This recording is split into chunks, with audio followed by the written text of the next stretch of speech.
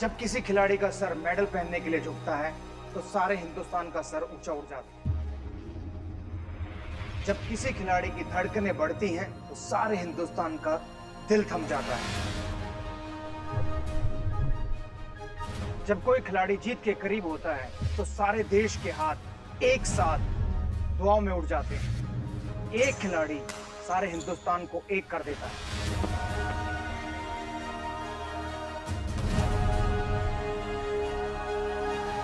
कुछ ऐसे ही खिलाड़ी जो मेरी और मेरे देश की उम्मीद है, उन्हें जानने का मौका है उम्मीद इंडिया।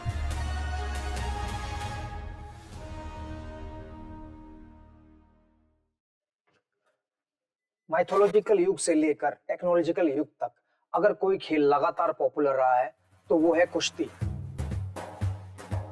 स्पोर्ट्स में आजकल जो महत्व क्लब्स या लीग का है, एक जमाने में वही महत्व अखाड़ों का हुआ करता था। कई बार तो राज्यों के बड़े बड़े फैसले भी कुश्ती के रिजल्ट पर ही तय होते थे, इसलिए रियासतों में पहलवानों को स्टार का दर्जा मिलता था। इंटरनेशनल लेवल पर हमारे देश का रेसलिंग में हमेशा से नाम रहा है और इस खेल की सबसे अच्छी बात यह है कि इस खेल में क्रिकेट, टेनिस जैसा पैसा और पॉपुलैरिटी ना होने के बावजूद भी इस खेल ने हमेशा से यंग जनरेशन को प्रभावित किया है। और उसी युवा पीढ़ी के एक युवा खिलाड़ी से मुलाकात करने मैं यहाँ सोनीपत के एक छोटे से गांव में आया हूँ। उस खिलाड़ी का नाम है बजरंग पूनिया।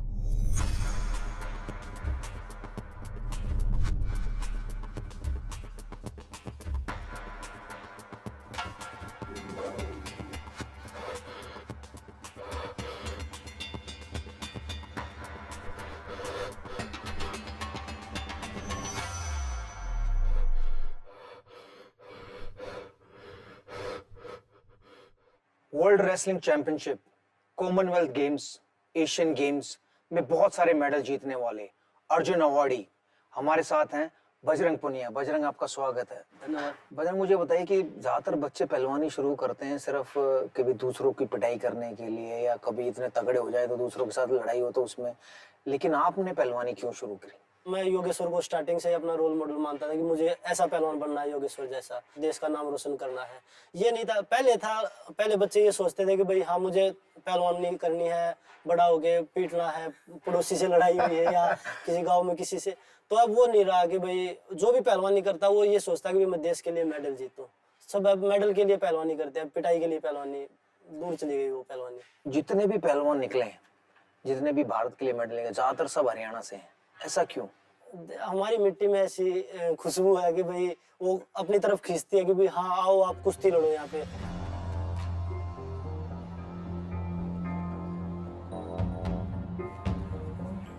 आप किसी भी घर में जाओगे तो हर घर में लंगोट मिलेगा। अच्छा।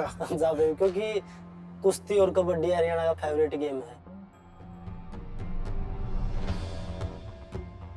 सबसे यही वजह है कि भाई उसमें मिट्टी में दंगल होते हैं तो पैसे मिलते हैं। ज़्यादातर नॉर्मल परिवार से रहते हैं तो उनमें एक लंगोट लेके जाना होता है, कुछ दे के आना नहीं, वहाँ पे कुछ ना कुछ लेके ही आना है, तो ज़्यादा इंटरेस्ट इसलिए बढ़ता है कि भाई हाँ पैसे मिल रहे हैं। और हमारा खाना है दूध दही है, सभी बोलते हैं कि दूध दही का खाना, ये मेरा हरियाणा। तो हरियाणा की मिट्टी और खान पान में ऐसा है कि भाई अपने आप आदमी आधा पहलवान तो वैसे ही बन जाता है कि भाई खाने से और मिट्टी में खेलने से।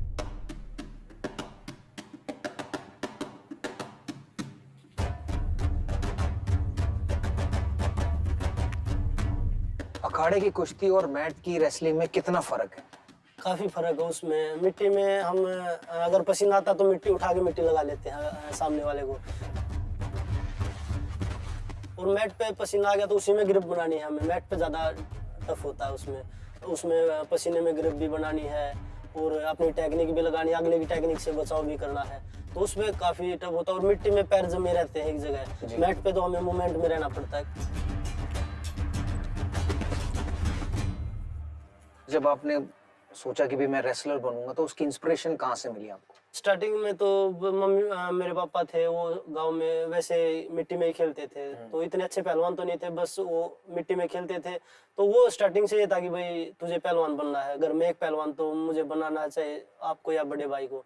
तो मैं उधर जाता था, भाई भी जाता था, तो भाई ने उधर जाना बंद कर दिया और मैंने कंटिन्यू रखा। तो आपने कुश्ती कब शुरू करी?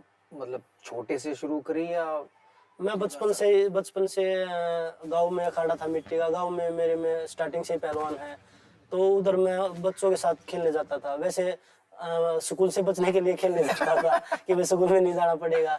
जब मैट पे मैं गांव में था तो मिट्टी पे ही था, क्योंकि हमारे गांव में मिट्टी में दंगल होते हैं, मैट पे नहीं होते। तो जब मैं स्टेट खेला स्टार्टिंग में, तब मैट पे पहली बार चढ़ा था, तब पता लगा था हाँ मैट पे भी कुश्ती लड़नी पड़ती है। 18 साल की उम्र में आपने अपना पहला इंटरनेशनल मुकाबला जीत लिया था।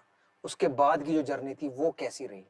काफी अच्छा रहा, क्योंकि उसके बाद उम्मीदें और बढ़ गई और मैंने वहां से उसके बाद दोबारा एशिया चैंपियन बना, फिर वर्ल्ड चैंपियनशिप में सिल्वर जीता। उसके बाद जूनियर में गोल्ड जीता, उसके बाद एशिया में सिल्वर। उसके बाद तो मैं स्टेप टू स्टेप ऊपर बढ़ता गया, और 2013 में मुझे वर्ल्ड चैंपियनशिप में ब्रॉन्ज मिला। तो वर्ल्ड चैंपियनशिप में मेडल जीता, तो मुझे काफी ये लगा कि हाँ मैं सीनियर लेवल पे अब भारत के लिए मेडल जीत सकता हूं। आपको अर्जुन अवार्ड से भी नवाजा गया। जब अर्जुन अवार्ड दिया गया तो उस समय कैसा लगा? काफी अच्छा लगा, क्योंकि खेल का बहुत बड़ा अवार्ड है अर्जुन अवार्ड। तो उससे मुझे ये लगा कि भाई हाँ मेरी जिम्मेवारी और ज्यादा बढ़ रही है देश के प्रति, कि भाई आपको अवार्ड दे रहे इसलिए दे रहे कि आप देश के लिए और अच्छा करें। आप हमेशा योगेश्वर दत्त को अपना आइडियल मानते हैं, शायद उनको काफी गुर भी सिखाए उन्होंने आपको। तो आपको कैसा लगता है जब आपको उनके साथ कंपेयर किया जाता है कि भाई ये शायद दूसरे योगेश्वर दत्त हो सकते हैं? बहुत अच्छा लगता है, क्योंकि मैं स्टार्टिंग से ही योगेश्वर को अपना रोल मॉडल मानता हूँ। और मैं बहुत छोटा आया था उनके पास 2008 में। हर बाउट में हर टाइम मेरे साथ रहते हैं, रूम में भी और हर टाइम। तो बाउट से पहले भी वो बताते कि भाई किसके साथ कैसे लड़ना है। पहले वो 60 में खेलते थे तो मैं भी 60 में खेलता था। तो जिन सीनियर में आने के बाद जिन भी रेसलर के साथ बाउट हुई है, तो योगेश्वर की उनके साथ 2-2, 3-3 बाउट हुई है। तो उनका पता है योगेश्वर को भाई ये रेसलर ज्यादा अटैक करता है या यहाँ से डिफेंस है। तो काफी फायदा मिलता है मुझे, क्योंकि पहले ही बता देते हैं कि भाई ये यहाँ से अटैक करेगा, यहाँ से डिफेंस करेगा। तो मुझे उस पर सुधार करने के लिए काफी टाइम मिल जाता है। और देशवासी जब उनसे तुलना करते हैं मेरी, तो मुझे काफी अच्छा लगता है कि भाई हाँ जिस जैसा मैं बनना चाहता था उस राह पे मैं हूँ।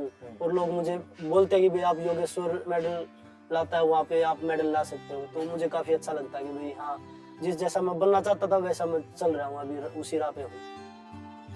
आपकी लाइफ में योगेश्वर दत्त का क्या रोल है? मेरी लाइफ में बहुत ज्यादा रोल है उनका, क्योंकि 2008 से अब तक जितने भी मेडल जीते हैं मैंने, तो उन्हीं की बदौलत है। क्योंकि वो उनके पास बहुत एक्सपीरियंस है, मेरे पास इतना एक्सपीरियंस नहीं था पहले। तो स्टार्टिंग उन्होंने करवाई थी कि भाई आप मेडल जीत सकते हैं। 2013 में वर्ल्ड चैंपियनशिप में खेला तो उनको इंजरी थी। जी जी। तो पहली बार मुझे मौका मिला था सीनियर में कि देश के लिए मैं खेलूं, तो वहाँ पे मैंने ब्रॉन्ज मेडल जीता था। और तब योगेश्वर को इंजरी थी। अगर योगेश्वर को इंजरी नहीं होती तो शायद वो मौका मुझे नहीं मिलता। तो योगेश्वर ने मेरे को तभी ये बोला था कि भाई आप अपनी तरफ से बेस्ट करना, अपनी तरफ से। तो मैंने उधर ब्रॉन्ज मेडल जीता। तो काफी योगेश्वर ने मेरे को काफी सराहा कि भाई आप आगे भी और अच्छा कर सकते हैं, उसकी तैयारियां करो। ऐसा बहुत कम होता है जिसको आप अपना गाइड मानते हो, रोल मॉडल मानते हो, जो आपका सबसे बड़ा शुभचिंतक हो और उस खेल का सबसे बड़ा चैंपियन भी हो, और वही आपको कोचिंग भी दे। बजरंग को वैसे ही कोच मिले।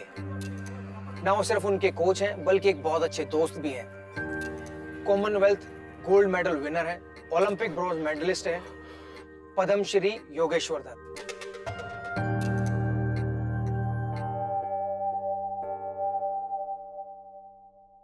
योगेश्वर आप पहली बार बजरंग से कब मिले?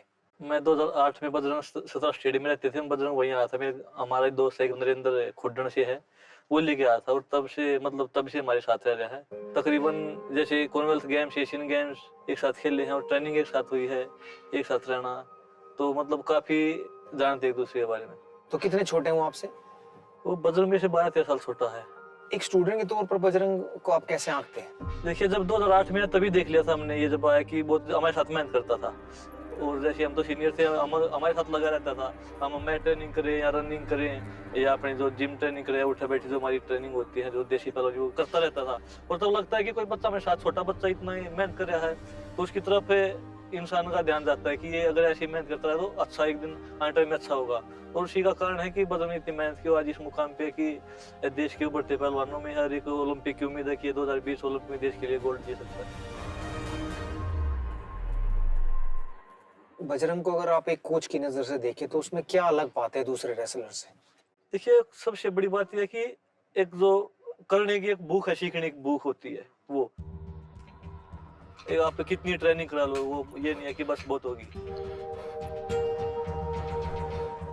कितने प्रेशर डाल लो उसको, वो पूरा प्रेशर को पूरा झेलता है वो। तो बजरंग की क्या स्ट्रेंथ्स आप देखते हैं कि बजरंग में क्या क्या स्ट्रेंथ्स है? देखिए बजरंग में एक तो स्टेमिना बहुत ज्यादा पावर है। बजरंग की सबसे बड़ी कमी है जो लेग का वो डिफेंस है, वो अच्छा नहीं है। ये अपने हिंदुस्तान में डिफेंस कर लेता है, वो विपक्षी पहलवान को अपने पैर पकड़ा के छुड़ा लेता है, नंबर नहीं देता। पर जब हमें वर्ल्ड चैंपियनशिप या बड़े फॉर्मेट पे लड़ते हैं तो वो स्पीड से इतनी ज्यादा लगते हैं कि वो डिफेंस नहीं कर पाता। अच्छा। और वही कमी दूर करने के हम लगे हुए हैं। अगर बजरंग जिस दिन वो कमी दूर हो जाएगी तो उसकी और ज्यादा प्रतिभा निकल गई और ज्यादा देश के लिए अच्छा करेगा वो। क्या आपको लगता है कि बजरंग आने वाले ओलंपिक 2020 में मेडल ला सकता है भारत के लिए? देखिए बिल्कुल, और उसी के लिए लगे हुए हैं हम। हमारा टारगेट ये है कि 2020 में बजरंग देश के लिए मेडल जीते, और इसने विदेश जो वर्ल्ड लेवल पहलवान को हराया भी है। इसमें वो चीज वो माध्यम है क्योंकि वर्ल्ड चैंपियनशिप का मेडलिस्ट है, एशियन गेम्स का, कॉमनवेल्थ गेम्स का। तो उम्मीद इसीलिए हम इसे करते हैं कि ये हाँ देश के लिए अच्छा कर सकता है, इसे चैंपियन बना है इसी साल। इसलिए पूरी उम्मीद है कि ये 2020 टोक्यो में देश के लिए अच्छा करेगा और मेडल जीतेगा। खेल की दुनिया हर रोज बदलती है, नई नई तकनीक, नए नए तरीकों का इस्तेमाल किया जाता है। ऐसे में एक खिलाड़ी को हर दिन अपने आप को अपडेट करते रहना पड़ता है। यही कर रहे हैं बजरंग और उनके कोच योगेश्वर दत्त। हमारी क्लास 6 बजे स्टार्ट होती है। के लिए 5 से 6 घंटे ट्रेनिंग होती है, 3 घंटे सुबह, 3 घंटे शाम को। सुबह उठते ही हम पहले तो स्ट्रेचिंग करते हैं, उसके बाद रनिंग करते हैं। कंपटीशन नज़दीक है तो हम 8 किलोमीटर 9 किलोमीटर की मारते हैं, और कंपटीशन दूर है तो हम ज़्यादा 15 किलोमीटर भी मारते हैं। रनिंग के बाद एक्सरसाइज, वार्म अप एक्सरसाइज करते हैं, जैसे पीटी एक्सरसाइज है, शरीर को वार्म अप करते हैं। उसके बाद उठा बैठी मारते हैं, दंड बैठक बोलते हैं, वो मारते हैं। जैसे कोचेस बोलते हैं भाई आपको 800 लगानी है या 1000 लगानी है।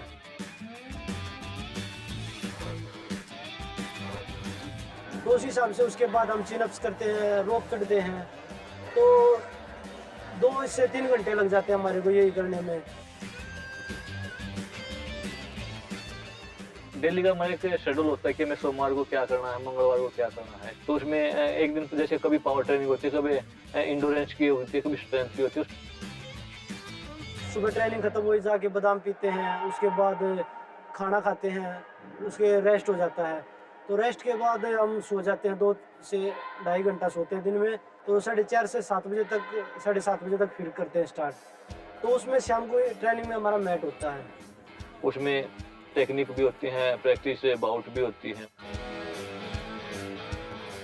सोमवार को 1 बाउट करते हैं, मंगलवार को 3 से 4 बाउट हो जाती हैं। रेसलिंग की तरह जैसे हम कुश्ती लड़ते हैं वैसे ही बाउट करते हैं। उसके बाद बुधवार को हमारा शाम को गेम होता है, और बृहस्पतिवार को फिर मैट होता है, फिर बाउट होती हैं। शुक्रवार को दोनों टाइम मैट होता है हमारा, सुबह भी और शाम भी।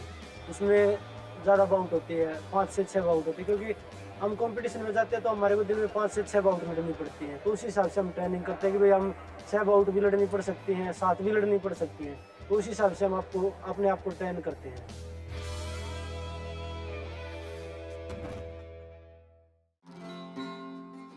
कहते हैं जो आदमी जमीन से जुड़ा होता है वो उस जमीन को कभी नहीं भूलता।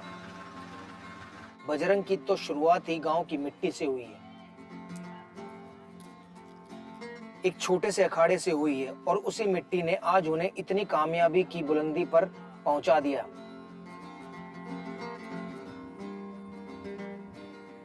खेलने जाता था पहले तो, भाई मिट्टी में खेलना अच्छा लगता था, क्योंकि बच्चे वैसे खेलते रहते थे उधर गांव में। तो मेरे को भी अच्छा लगता था, मैं भी इनके साथ खेलूं, स्कूल में जाने से बचूंगा। फिर गांव में जैसे कुश्ती हो रही थी तो मैं वहाँ पे खेला, तो मैं वहाँ पे जीत गया, फर्स्ट आ गया। तो वहाँ पे मैं जीतने के बाद पापा बोले ठीक है तू कुश्ती कर, तू पढ़ाई में तो कुछ करता नहीं। अगर पापा सपोर्ट नहीं करते तो शायद मैं रेसलर नहीं होता, क्योंकि जब तक फैमिली का साथ नहीं होगा तो हम सेंटर में या कहीं पे भी घर से बाहर नहीं जा सकते। मेरे पापा आज तक मेरे को यही बोलते कि अभी कुछ नहीं है, तू अभी इतना अच्छा पहलवान नहीं जितना कभी ये मान जाए कि मैं बहुत तगड़ा पहलवान हूँ, तेरे को तो मैं अब भी घेर लूँगा कुश्ती में। किसी भी चीज के लिए नींव का मजबूत होना बहुत जरूरी है। बजरंग के लिए ये बात एकदम फिट बैठती है। आज हम उनकी लगातार अच्छी परफॉर्मेंस देख रहे हैं तो उसके पीछे है वो मजबूत नींव जो उनके माता पिता ने रखी। मेरे साथ आज बात करने के लिए हैं बजरंग के माता पिता। स्वागत है आपका। अंकल पहले मुझे बताइए कि बजरंग बचपन में कैसा था? ये शुरू से बढ़िया था वीरेंद्र।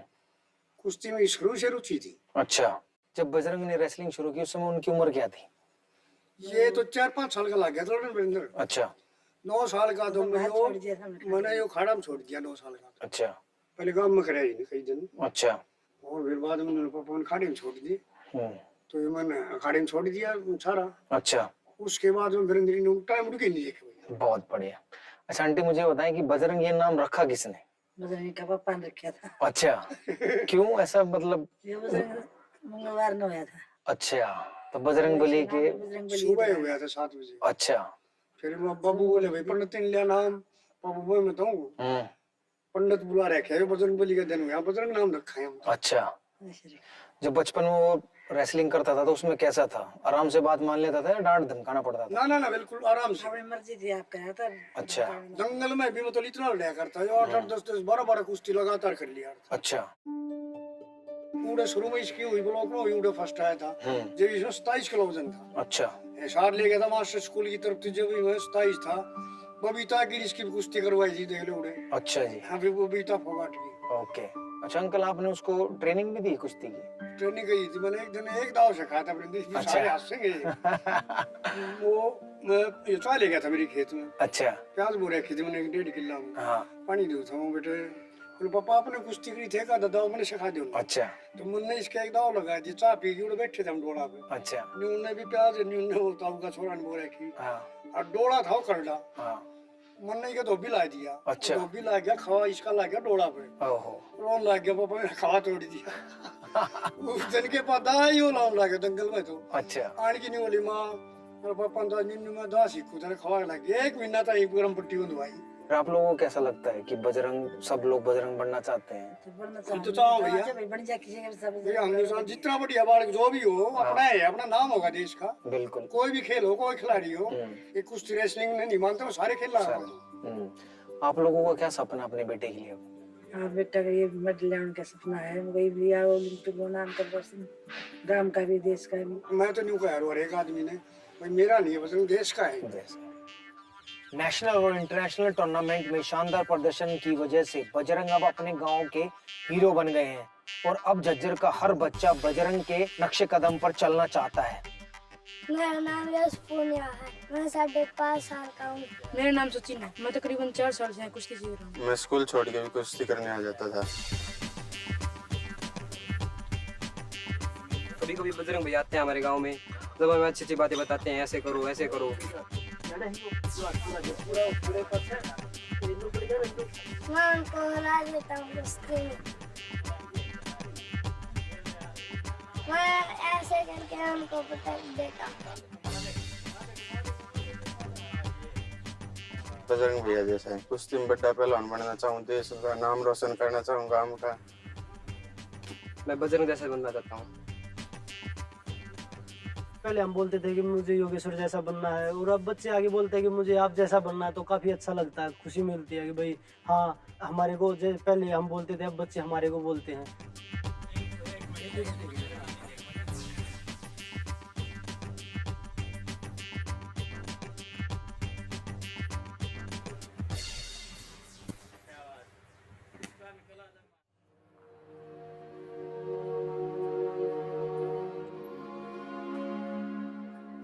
तेईस साल की उम्र में सारा देश आपको जानता है, कैसा लगता है? काफी अच्छा लगता है। ऐसा लगता है कि हम रेसलिंग में नहीं आते तो शायद ऐसा नहीं होता। और जो भी मुझे जिस देशवासी जानते हैं तो रेसलिंग की वजह से जानते हैं। तो मैं ये लगता है कि भाई हाँ जो मैंने गेम चुना था उसमें मैं सक्सेस हूँ कि भाई मुझे सभी देशवासी जानते हैं। तो काफी अच्छा लगता है कि भाई हाँ रेसलिंग मेरी पहचान है और बजरंग रेसलिंग में है।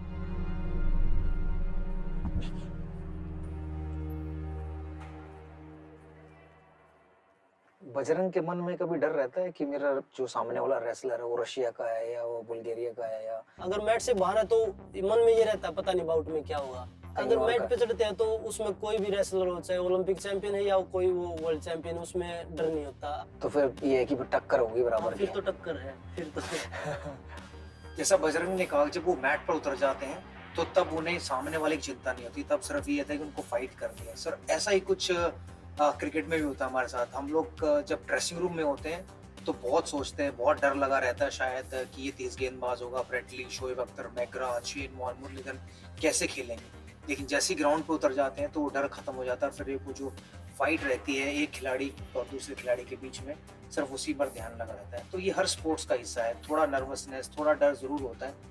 जैसे वो मैदान पर उतरता है वो डर चला जाता है। अच्छा, आने वाले टूर्नामेंटों के लिए किस प्रकार की तैयारी चल रही है? अभी जो वर्ल्ड चैंपियनशिप है अंडर 23 की, मेरी लास्ट ईयर बचा है ये, तो उसी की तैयारी है फिलहाल तो, कि भाई उसमें देश के लिए मेडल जीते, क्योंकि पहला टूर्नामेंट है और इतना बड़ा टूर्नामेंट पहली बार मिल रहा है। तो मेरा ये है कि भाई पहली बार मेडल जीतूं उसमें। अच्छा, आपका अल्टीमेट गोल क्या है? एक प्लेयर का यही होता है कि भाई वो देश के लिए ओलंपिक में मेडल जीते, और मेरा भी है कि ओलंपिक 2020 में देश के लिए गोल्ड जीतूं।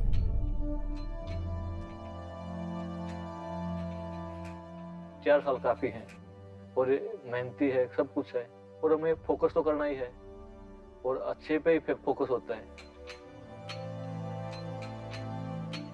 मैं चाहता हूँ कि मेरे से भी अच्छा पहलवान बने, ओलंपिक चैंपियन बने, वर्ल्ड चैंपियन बने। 2020 पर हम लोग पूरा फोकस कर रहे हैं और खिलाड़ियों के ऊपर पूरी नज़र है, विशेष करके टैलेंटेड खिलाड़ियों पर पूरी नज़र बनी है। और कुल मिलाकर के उद्देश्य ये है कि हम मेडल की संख्या बढ़ाएं।